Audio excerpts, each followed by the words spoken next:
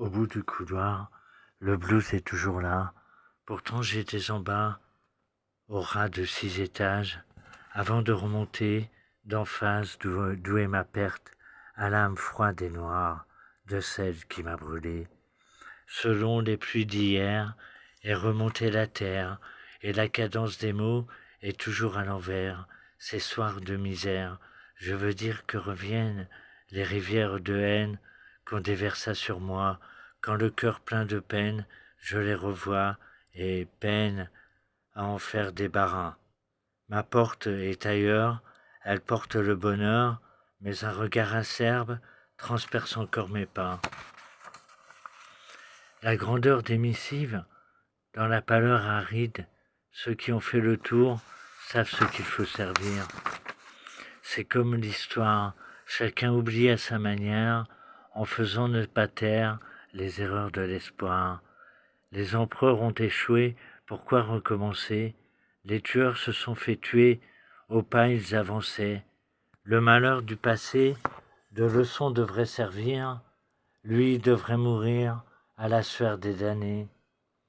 La peur renouvelée des fronts que l'on doit fuir devrait s'en être allée par le ton du passé.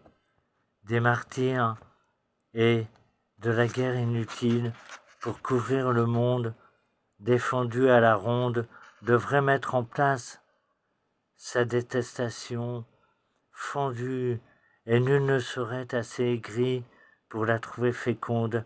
Aucun champ de missiles où le bonheur abonde ne reviendrait un jour, ne viendrait tuer l'amour. La grandeur des missives, dans la pâleur aride, ceux qui ont fait le tour savent ce qu'il faut servir. Les malades du cœur, ceux de l'esprit, les tueurs, feraient taire leur labeur pendant leur vie.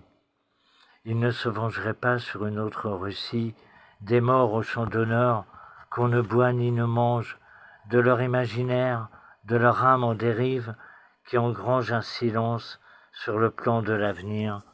Parmi les dictateurs qui règnent encore ici, il existe nos pleurs qui teignent les alibis, de vérités oisives qui ne sont pas cachées, que peignent les condamnés, héritiers de leurs livres.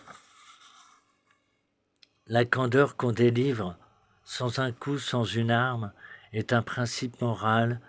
La conscience apparue aux valeurs des plus durs, ceux qui connaissent la Bible, comme l'âme du sacré, savent, en bonne présence, qu'un soldat inconnu revient à leur face, dans leur tête un instant, sans histoire de race, et qu'une voix leur dit qu'ils ont la connaissance de leurs péchés transis, révélés et grandis, qu'elle les supplie de cesser de bafouer, de cesser de mentir, d'arrêter d'embrouiller, pire, d'arrêter de nuire, de laisser les autres tranquilles, et cet hôte les suit malgré leurs songes habiles.